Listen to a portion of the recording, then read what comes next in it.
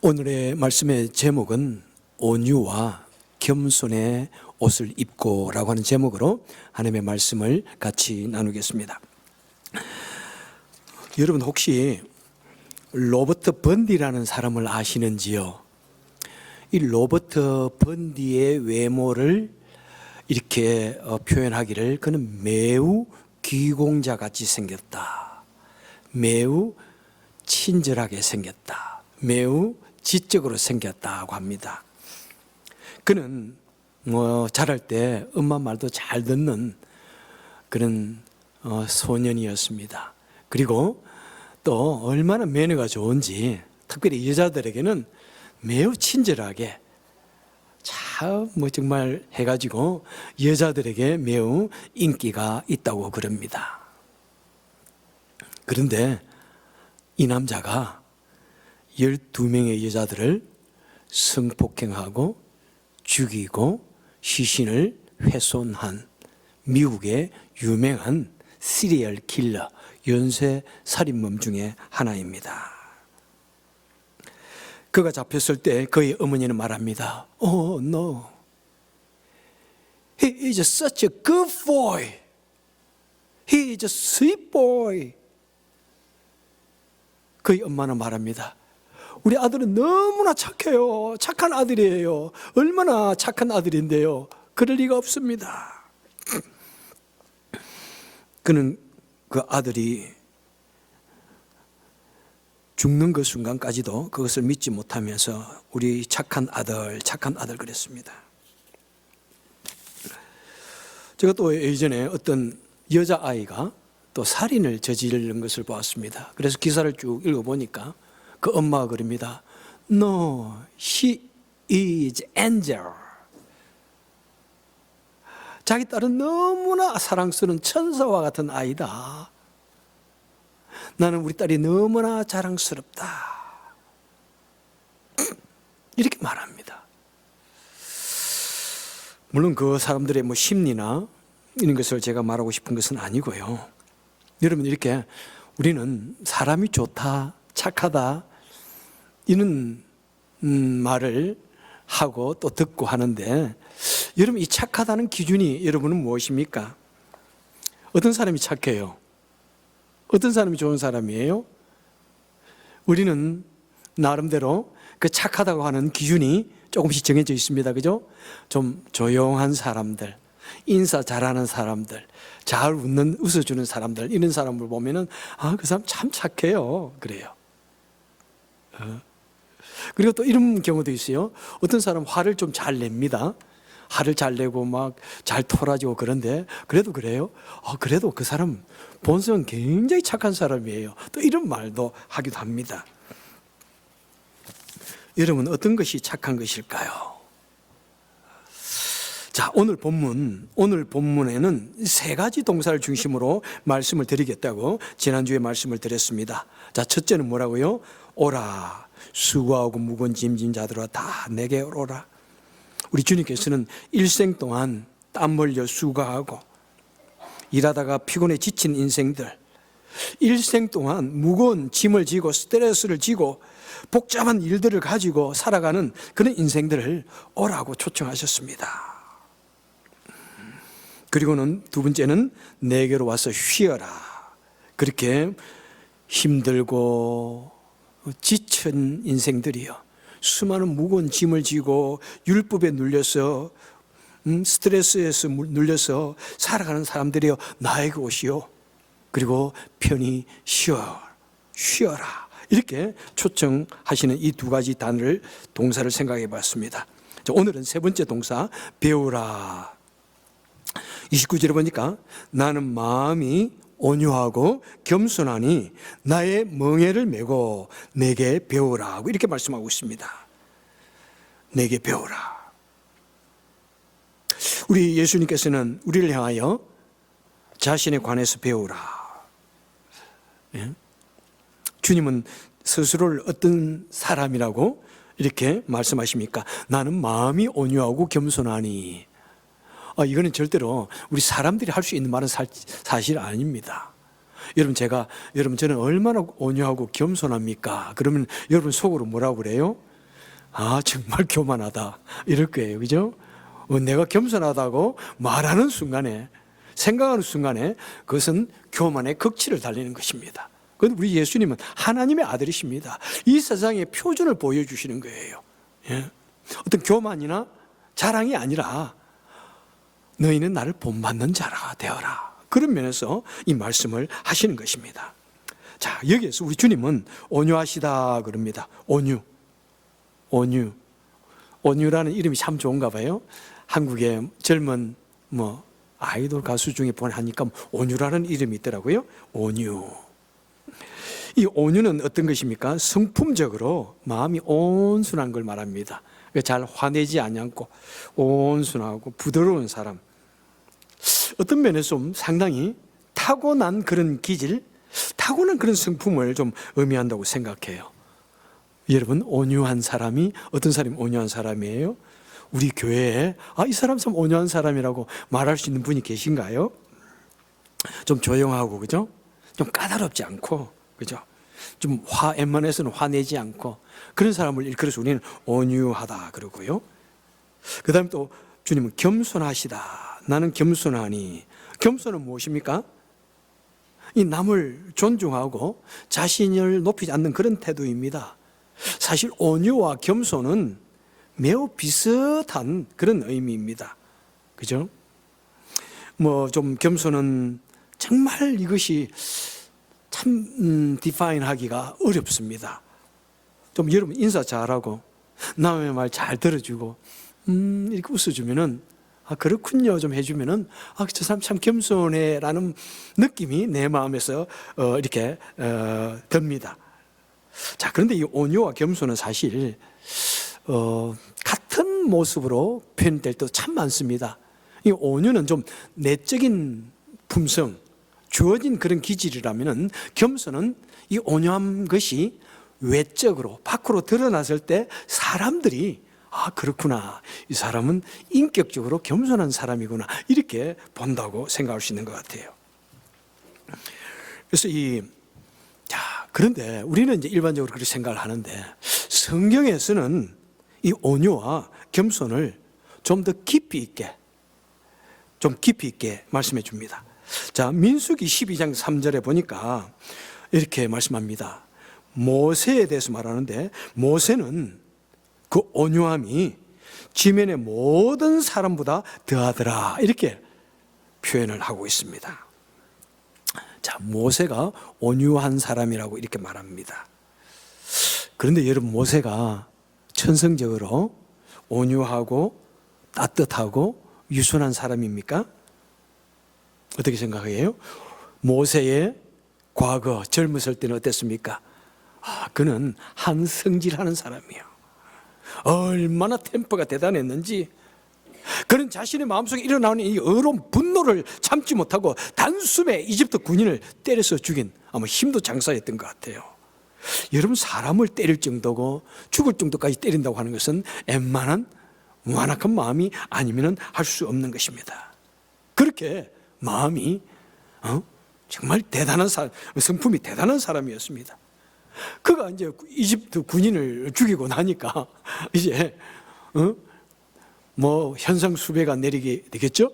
그러니까 도망을 갑니다. 어떻게 합니까? 광야로 가서 숨어 지내게 됩니다. 가장 높은 자리에 있던 이집트의 왕자 프린스 오브 이집트, 이 이집트의 왕자가 저 광야 한모퉁이에 가서 말, 소, 양, 똥을 치우는 그런 목동이 되었습니다. 얼마나 비참한 삶을 삽니까? 그것도 1년도 아니고 2년도 아니고 3년 만에 돌아오는 것도 아니고 얼마요? 40년 동안. 40년 동안이나 그는 그 광야에서 이름도 없이 빛도 없이 가장 낮은 자의 모습으로 목자의 삶을 사게 됩니다. 여러분, 그 마음의 비참함이 어떠했겠습니까? 그런 과정들을 통해서 얼마나 낮아지고 깨어지고 부셔졌겠습니까?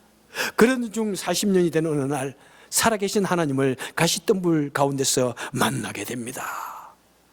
그가 이거 영광의 하나님을 만나고 자신의 초라한 모습을 바라보면서 자신이 얼마나 형편없고 부족하고 못난 인생인지를 철저히 깨닫게 되는 것이죠. 어떻게 하느냐고요? 너는 이스라엘을 인도해 낼 것이다. 너는 지도자가 될 것이다. 이렇게 했더니 모세가 뭐라고 합니까? 아이고 하나님, 천만의 말씀입니다. 나같이 우둔한 자가 어떻게 이 일을 감당합니까? 말도 안 됩니다. 얼마나 자신이 없는지, 아이 하나님, 난 말도 할 줄 모르는데 어떻게 합니까? 얼마나 그가 낮아졌는지요. 자, 그가 그렇게 시련을 통해서, 광야의 삶을 통해서 낮아지고 그리고 영광의 하나님을 만났더니 그는 관건적으로 이스라엘 백성들을 애굽에서 인도하여 내는 이 지도자가 되었습니다. 야, 그런데 이 말이 지도자지, 야, 이 광야에서 그들 인도하여 내는 것이 얼마나 힘든 일인지요. 그냥 장정만 60만 명이니까 어린아이들, 여자들, 노인들까지 합하면 200만 명 정도 되는 그런 숫자라고 볼 수 있습니다. 그 많은 사람들이 광야에 몰려가는데 얼마나 많은 불평이 있겠습니까? 얼마나 요구하는 것이 많겠습니까? 얼마나 서로 인간관계에서 부딪히는 것이 많겠습니까? 수많은 일들로 가지고 모세에게 와서 불평을 놓습니다. 물이 없습니다. 먹을 게 없습니다. 고기가 없습니다. 마늘이 없습니다. 부추가 없습니다. 파가 없습니다.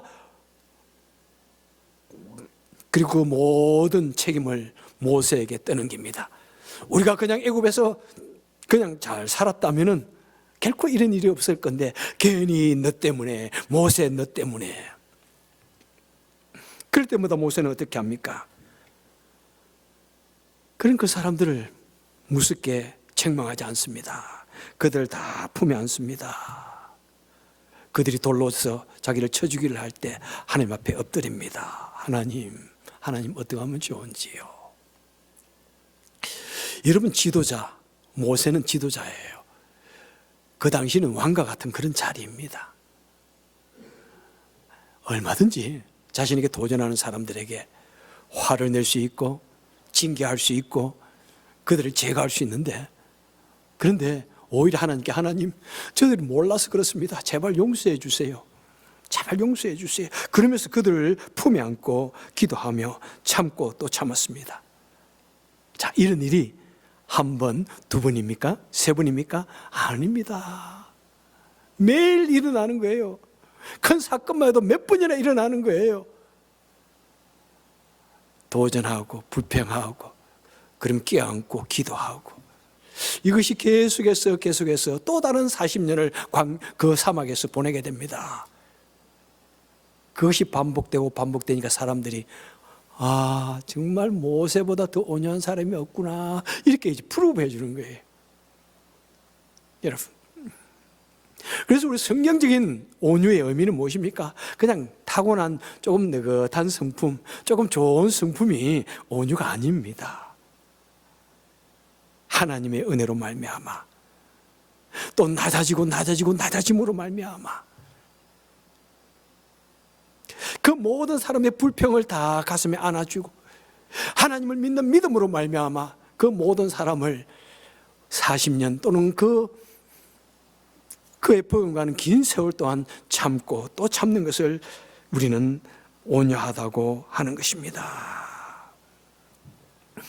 그래서 이 온유는 결코 우리 인간이 가지고 있는 약간 착해 보이는 온유, 그거 아닙니다. 여러분 아시잖아요. 좀 착해 보여도 성질나면 무서워요. 여러분 그렇게 안 느껴요? 이 사람 좀 착한 것 같은데 그래도 큰일 나요. 혼나요. 그런 사람들 화내면 더 무서워요. 그러니까 그것은 무엇입니까? 단순한 조금 착한 것이 아니라 하나님의 은혜로 말미암아 완전히 변화되어진 성품, 그리고 온 긴 세월 동안도 참고 또 참고 하는 그것이 습관이 되고 완전히 나의 인격이 된 사람, 그것이 온유인 것입니다. 그래서 사도 바울은 갈라디아서 5장 22절에서 성령의 열매는 다 말할 필요 없고요. 양성과 충성과 온유와 절제니, 예? 마지막 4개. 양성과 충성과 온유와 절제니. 오직 이 온유라고 하는 것은 하나님의 은혜로 말미암아 성령의 감동으로 말미암아 완전히 변화되어진 그런 모습을 말하는 것입니다. 그리고 또 겸손은 무엇입니까? 겸손의 가장 표본은 우리 예수님 아닙니까? 우리 예수님은 본체적으로 창조주 하나님이십니다. 하나님이신데, 그런데 그가 이 땅에 사람의 몸을 입고 이 비천한 곳에 내려오시고 사람의 몸을 입고 그 가장 비천한 마옥간에 태어나시고 가장 가난한 자의 집에 태어나시고 가장 가난한 자의 모습으로 살아가시고 가장 가난한 자들, 가장 소외받은 자들, 죄인들의 친구가 되시며 살아가는 그 모습들, 그것을 일컬어서 겸손이라고 하는 것입니다. 빌립보서 2장은 이 겸손에 대한 대헌장을 보여준다고 생각합니다. 한번 읽겠습니다. 아무 일에든지 다툼이나 허영으로 하지 말고 오직 겸손한 마음으로 각각 자기보다 남을 낮게 여기라. 너희 안에 이 마음을 품으라. 곧 그리스도 예수의 마음이니 그는 근본 하나님의 본체이시나 하나님과 동등됨을 취할 것을 여기지 아니하시고 오히려 자기를 비어 종의 형체같이 낮아지셨으니 사람의 모양으로 자기를 나타나사 자기를 낮추시고 죽기까지 복종하셨으니 곧 십자가의 죽으심이라고 말씀하고 있습니다. 여러분, 이것이야말로 겸손에 대한 가장 완벽하고 분명한 표현이고 의미인 것입니다. 자, 여기서 무엇이라고 말씀하고 있습니까? 다툼이나 허영으로 하지 않는 것, 사람들과의 관계에 있어서 다툼이나 허영으로 하지 않는 것이 겸손이라고 말씀하고 있습니다. 허영심, 자기를 나타내고 싶은 마음, 내가 옳다고 하고 해서 하기 때문에 막 다투는 사람이 아니라 자기를 높이기 위해서 허영심에서 막 자기가 이런 사람이라고, 대단한 사람이라고, 대단한 일을 한다고 막 떠벌리는 것이 아니라 그러지 아니하는 사람. 여러분 꼭 기억합시다. 겸손은 무엇이라고요? 다툼이나 허영으로 하지 않는 것. 여러분, 우리는 때로는 이거는 너무나 좋은 말이야, 내가 당신에게 너무 좋은 말을 해줄게요, 당신에게 도움이 되는 말이에요. 만약 그렇게 생각한다면 절대로 다툼의 도구를 사용하지 마십시오.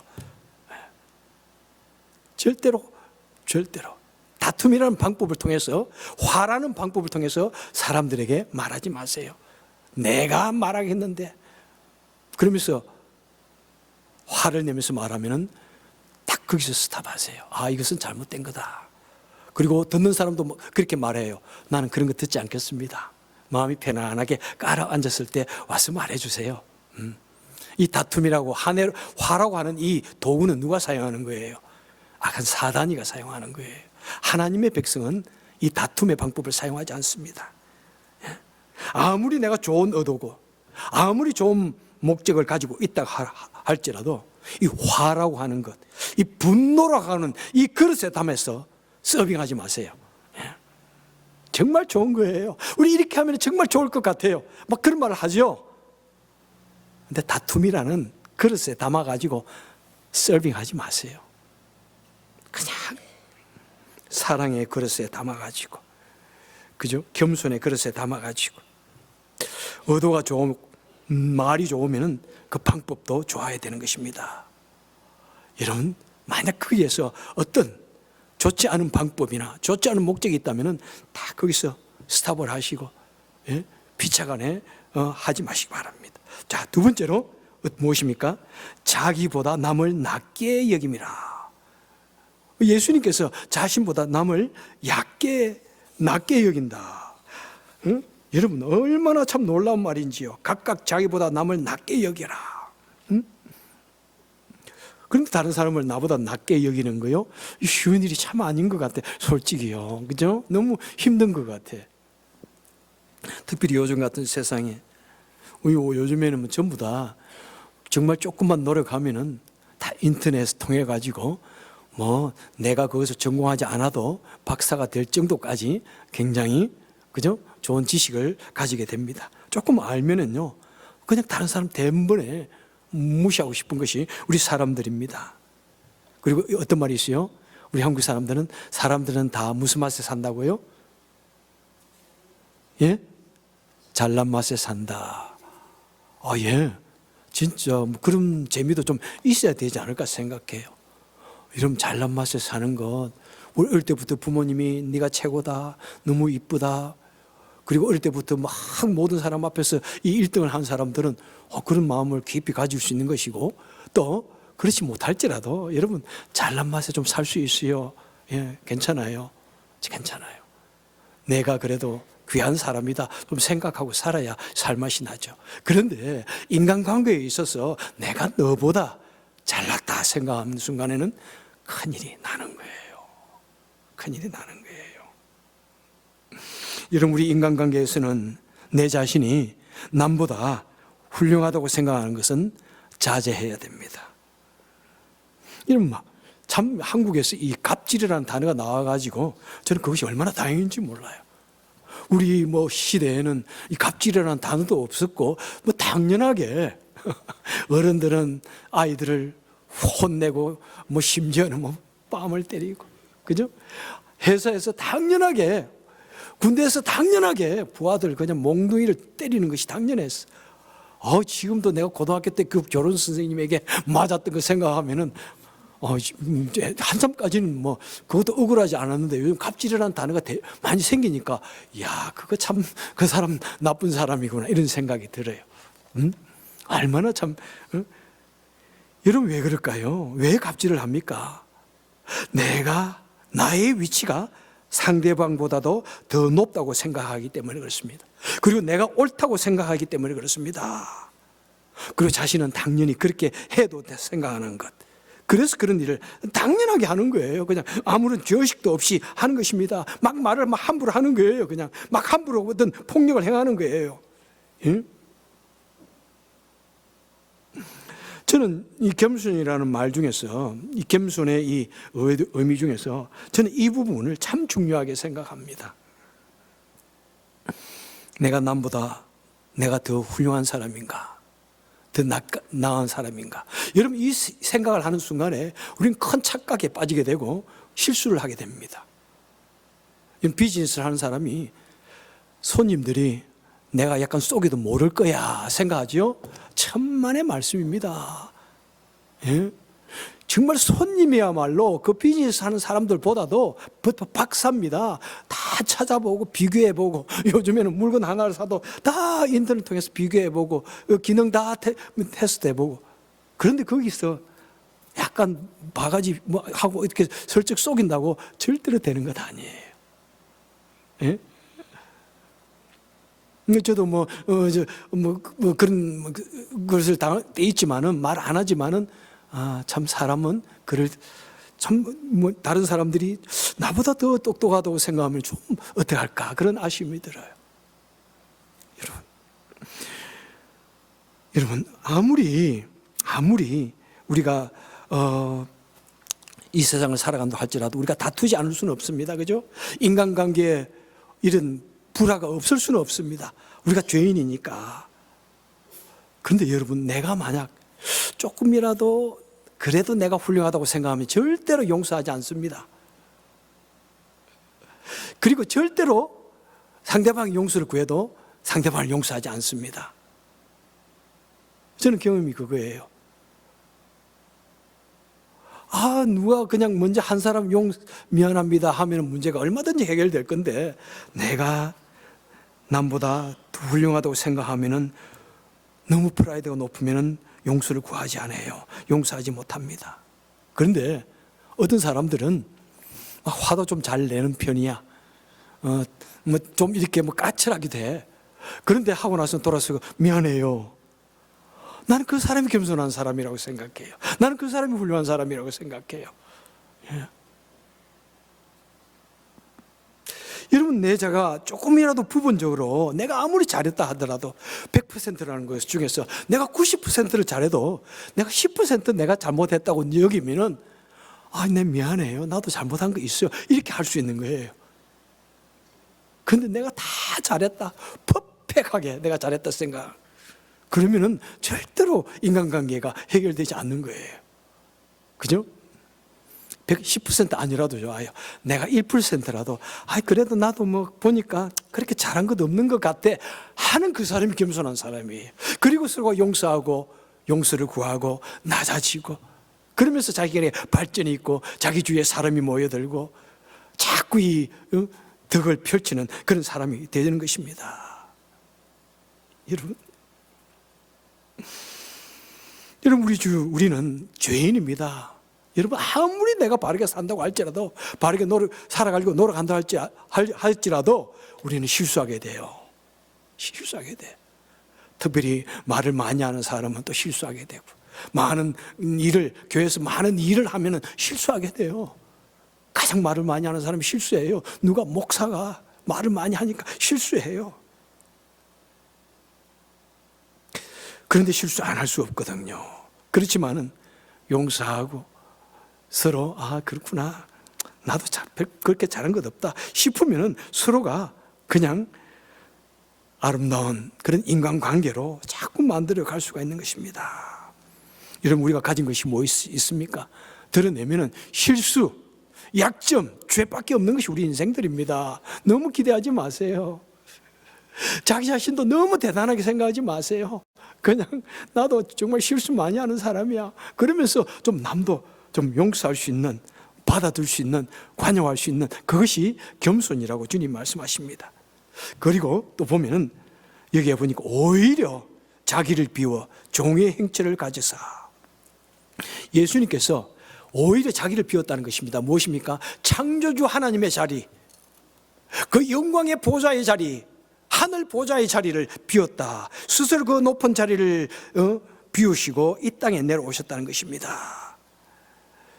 이것은 자발적인 포기라고 이야기하고 있습니다. 스스로 높은 위치, 자신이 가지고 있는 권력, 자신이 가지고 있는 힘, 이것을 가지고 있음에도 불구하고 스스로 포기하는 것을 말씀합니다. 여러분, 우리 부모들이, 아버지가 얼마든지 어린 자녀 혼낼 수 있고 야단칠 수 있지만은 꾹 참고 때로는 아빠 왜 그래 하면서 아빠를 때리고 그래도 그냥 참으면서 안아주는 것, 그 마음이 겸손의 마음이고 온유의 마음입니다. 바로 우리 주님이 그러시다는 것입니다. 그 높은 영광의 자리를 버리시고 이 땅에 낮은 사람으로 오셔서 우리 사람들이 예수님을 하여 침을 뱉고 채찍질하고 온갖 고문을 할지라도 그래 꾹 참아주시는 우리 주님, 꾹 참아주시는 우리 주님. 여러분, 그리고 그 모습이 죄인의 모습까지 되셔서 십자가에 달려 돌아가시고 겸손하게 나귀를 타신 우리 주님의 모습, 제자들의 발을 씻으는 그 모습, 자원하여서 스스로 낮아지는 것을 일컬어서 우리는 겸손이라고 하는 것입니다. 전에도 우리 교회 어떤 분에게 매우 너무 지나치게 인사를 하고 막 이렇게 하는 거예요. 좀 그렇게 지나치게까지 하지? 그래서 내가 물어봤어요. 왜 그러세요? 제가 그분이 좀 그래가지고 더 잘해드리려고 그럽니다. 이러더라고요. 참 귀하다는 생각이 들어요. 제가 그분에게 몇 번 야단 맞은 적이 있어가지고 더 잘해드리려고 그럽니다. 내가 가만히 두고 보면 얼마든지 이분이 큰 소리 칠 수 있는 그런 사람이고, 그런데 그렇구나, 우리가 정말 교회에서 섬기는 자는 저렇게 낮아지는구나, 이런 생각이 들 정도예요. 여러분, 그래서 때로는 하나님 앞에서 정말 바르게 좀 살려고 하는 사람들은 일부러 자꾸 더 자신을 낮추려고 그래요. 나 아무것도 아니에요. 아무것도 일부러 낮추려고 하다 보니까 때로는 오버액션이 되기도 하고, 일반 사람들이 생각하는 종교자는 이렇게 살아야 돼 하는 그런 모습을 좀 보여주지 못할 때도 있어요. 왜? 너 자꾸 자신을 낮추고 자꾸 드러내다 보니까. 여러분, 사람이 변하는 순간들이 있습니다. 어떤 사람은 좋게 변하는 사람도 있어요. 언제요? 하나님의 은혜를 받으면 이렇게 온유하고 겸손하게 변합니다. 그리고 어떤 시련을 거치면은 사람이 더욱더 겸손하게 변화되어지기도 합니다. 어떤 또 지도자가 되면은, 특별히 교회 지도자가 되면은, 정말, 나 때문에 누가 상처받았다 그러면은 정말 더 낮아지기도 합니다. 그런데 또 나쁘게 변하는 경우도 있어요. 사람들이 어떤 권세를 가지게 되면은, 사람이 변해요. 높은 자리에 올라가면은 막 변해요. 없던 사람이 막 가지게 되면은 변해요. 우리 하나님, 저는 그런 걸 보면서 우리 하나님 얼마나 고민하실까? 사람들이 저렇게 정말 좋게 변하는 것은 여러분 극소수예요. 미안하지만 예수님을 믿어도 참 이 변화되어지는 것은 좋게 변화되는 것은 쉽지가 않은 것 같아. 정말 모세와 같은 고난과 살아계신 하나님의 능력을 경험하기 전에는 잘 변화되어지지 않아. 그런데 나쁘게 변화되어지는 것은 하루아침에 순식간에 변화되더라고요. 어떤 권세를 지게 되면은, 정치적으로 높은 자리에 가게 되면은, 나는 백성들의 말을 다 듣겠습니다. 그래 나놓고는 조금만 마음이 뒤틀리면 절대로 안 들어. 그게 사람이에요. 그게 사람이에요. 예? 완장을 차면은 달라진다고 그러죠, 여러분? 완장을 타면은요, 그 권세를 부리고 싶은 것이 우리 사람들이에요. 권력의 맛을 보면요, 그것을 떼어놓을 수가 없어요. 왜? 권력의 맛에 들으면 더 많은 사람들이 와서 굽심거리니까 떼어놓을 수가 없어요. 돈의 맛을 보면 그것을 던져낼 수가 없어요. 그것이 얼마나 사람들로 하여금 자신 앞에 와서 굽스리게 하고 그 앞에서 정말 가슴을 드러내면서 내가 마음껏 갑의 위치에 서고 싶은지요. 참, 그래서 크고 많은 것을 소유하면 소유할수록 자신을 낮추고 더욱더 낮춰야 되는데 그것이 잘 안 되니까 때로는 하나님께서 우리에게 축복해 주고 싶어도 너무 고민스럽다는 생각을 해요. 너무 고민하시겠다. 여러분, 다윗의 위대성이 무엇입니까? 우리 다윗 왕 얼마나 실수가 많아요. 얼마나 왕으로서 채통도 지키지 않아. 근데 지나치게 채통을 지키지 안 해가지고 아내에게 책망까지 당하잖아요. 왕이 되어가지고 책망 점잖하지 못하게 춤을 치다가 옷까지 벗겨지고 말이야. 그런데 다윗의 위대성은 무엇이에요? 자기가 왕이 되어도 무소불위의 권력이 있어도 그것을 다 사용하지 않습니다. 그것을 절제합니다. 참습니다. 자신을 비워서 오히려 채통 없는 사람의 그런 자리까지 가게 됩니다. 그리고 자신의 아들이 반란을 일으켜서 어쩔 수 없이 도망을 가야 되는데 시므이라고 하는 사람이 사울 왕의 후손이죠. 그냥 왕이 도망을 가니까 그냥 이 시므이가 갑자기 강해졌어요. 그냥 숨어서 지내던 사람이었는데 갑자기 강해져가지고 왕 앞에 와가지고 돌을 던지고 먼지를 던지면서 비열한 자여 가거라. 왕이 피를 흘린 자여 비열한 자여 가거라. 그러면서 막 저주를 합니다. 그러니까 그 옆에 있던 군대 장관이 왕이여 허락만 내리소서 내가 당장에 가서 저 자의 목을 치리다. 그러니까 다윗 왕이 뭐라고 그럽니까? 내버려 두어라. 하나님이 저를 통해서 나를 책망하신다. 원더풀. 여러분, 아무리 왕이 지금 도망을 간다고 할지라도 수많은 군의병들이 자기를 따라오고 있는 거예요. 적어도 몇만 명 따라오고 있는 거예요. 한마디 칼을 쳐서 죽일 수 있죠. 그런데 그 권력을 자제를 합니다. 내려놓습니다. 스스로를 비웁니다. 여러분, 참된 겸손, 참된 온유는 무엇입니까? 얼마든지 자신이 권력을 휘두르고 화를 내고 큰소리치고 권리를 주장할 수 있고 따져 묻을 수 있지만은 그것을 스스로 포기하는 사람입니다. 아무리 내가 어떤 유량 고지를 가지고 있다고 할지라도 큰소리 칠 수 있다고 할지라도 그것을 스스로 내려놓고 싶은 거예요. 저도 얼마나 이 못됐는지 몰라. 같이 있다가 아내가 좀 잘못했다 싶으면은 막 큰 소리를 치고 싶은 거예요. 큰 소리 치고 싶은 거예요. 막 화를 내고요. 네? 그런데 또 나를 또 너무 나쁘게만 보지 마세요. 우리 아내도 그렇게 해요. 사람들이 그래요, 원래. 근데 내가 얼마든지 큰 소리 칠 수 있다고 높은 위치를 선점했다 싶으면은 여러분 빨리 내려오는 방법을 어떻게 하면 이것을 내려갈 것인가 그것을 좀 전략을 짜고 생각을 해보십시오. 상대방의 약점을 잡고 너 옛날에 이랬잖아, 너 이런 거 옛날에 이런 죄를 저질렀잖아, 막 약점을 잡고 공개하지 마시고 그것을 내려놓으시라니까요. 그래서 우리 예수님은 어떻게 하십니까? 모든 권력을 가진 자들, 모든 기득권을 가진 자들, 그런 거 다 버려두고 정말 잃어버린 사람들, 소외된 자들, 가난한 자들, 심지어 죄인들을 가서 품어주시는 온유하시고 겸손하신 우리 주님인 것입니다. 자, 그러면서 말씀을 합니다. 29절 하반절에 보니까 나의 명예를, 온유와 겸손의 명예를 매면은, 그러면은 너희가 명예를 매면은 너희가 쉼을 얻을 것이다. 이 명예라고 하는 것은 무엇입니까? 무거운 짐을 끌거나 땅을 갈기 위해서 목에다가 등에다가 지는 것 아닙니까? 얼마나 그 중장스럽습니까? 이 세상이 우리가 던져주는 것은 전부 다 그 멍에입니다. 이렇게 살아야 돼, 저렇게 해야 돼. 그런데 우리 예수님은 그렇습니다. 겸손과 온유의 멍에를 메어라. 여러분, 이 멍에는 더 이상 무거운 것이 아닙니다. 우리를 편안하게 만들어주고 우리를 감싸주는 옷과 같은 것이 되어지는 것입니다. 여러분, 그래서 우리 온유와 겸손, 이런 인격은 우리의 옷이 되어야 됩니다. 우리 삶의 일부분이 되어야 됩니다.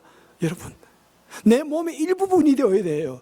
그래서 언제나 어디서나 우리는 하나님의 은혜로 말미암아 나의 못됐던 그 성품들이, 드러내고 싶은 그 성품들이 변화되어져 가지고 내 인격이 되어지는 것, 온유와 겸손의 옷을 입고 우리는 살아가야 하는 것입니다.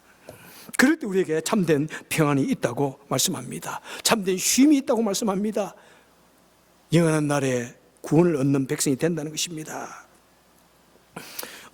사랑하는 성도 여러분들이요, 우리가 신앙생활을 오래 하고 나이가 점점 들어가면은 자칫 무엇으로 빠지기 쉽습니까? 종교적인 권위의식에 빠집니다. 종교적인 권위의식, 내가 누군데 자신을 더 거룩한 사람으로 드러내고 싶습니다. 그런데 이 권위의 옷이, 이 무게가 얼마나 무거운지요. 권위의 옷을 입으면 입을수록 우리는 외식하게 됩니다. 목이 고다지게 됩니다. 결국 거짓 그리스도인이 될 수도 있는 것입니다. 여러분, 우리가 교회 생활을 오래 하고 교회의 지도자가 되면 어떻게 하고 싶습니까? 겉으로 거룩성을 치장하고 싶은 욕망이 생깁니다. 내가 좀 더 훌륭한 사람, 내가 좀 더 영적인 사람, 마치 하나님과 사람 중간에 쯤에 있는 그런 사람인 것을 보여주고 싶습니다. 여러분들이 그런 마음이 생각에서 일어날 때 빨리 그 외적인 거룩성을 벗어버리시길 바랍니다. 여러분, 이 외적인 거룩성은 우리를 어떻게 만듭니까? 거만하게 만듭니다. 교만하게 만듭니다. 우리를 가식적인 사람으로 만들고 결국엔 타락하게 만듭니다. 결국은 이 교회가 누가 거룩하냐, 누가 권위가 높으냐 서로 도토리 키재기 하다가 서로에게 문제가 조금만 생기면 순식간에 손가락질하며 끄집어 내리려고 하는 것입니다. 여러분들이요, 이 좋으신 주님, 온유와 겸손함으로 그 모든 모습이 완전히 철저히 입혀진 그 주님을 보면서 우리도 온유와 겸손의 옷을 입고 그것이 우리 삶이 되기 바라고 그것이 우리의 인격이 되기를 바랍니다. 그리고 그 주님의 은혜를 우리가 경험하게 될 때 우리 신앙생활이 더 이상 형식이 아닙니다. 외식이 아닙니다. 너무나 즐거운 거예요. 너무나 기쁜 거예요. 더 이상 무거운 멍해가 아닙니다. 이 놀라운 축복, 예수를 믿는 것이 얼마나 즐거운 일인데요, 얼마나 감사한 일인데요, 얼마나 축복된 일인데요. 우리 모든 것을 즐거움으로 감당하는 것입니다. 즐거움으로 교회를 나오게 되는 것이고, 감사함으로 신앙생활을 하게 되는 것이고, 봉사하게 되는 것이고, 헌신하게 되는 것입니다. 내 마음속에 뭔가 즐거움을 하지 않는다면 여러분, 이 문제 꼭 해결할 수 있기 바랍니다. 내가 어떻게 감사와 즐거움으로 이것을 해결할 것인가 정말 생각하시면서 우리 주님의 그 놀라운 은혜를 마음속에 가득 품고 우리도 주님처럼 살아가고 우리 주님의 인격으로 이 세상을 더욱더 아름다운 나라로 만들어갈 수 있는 저와 여러분 되시기를 주님의 이름으로 축원합니다. 기도하겠습니다.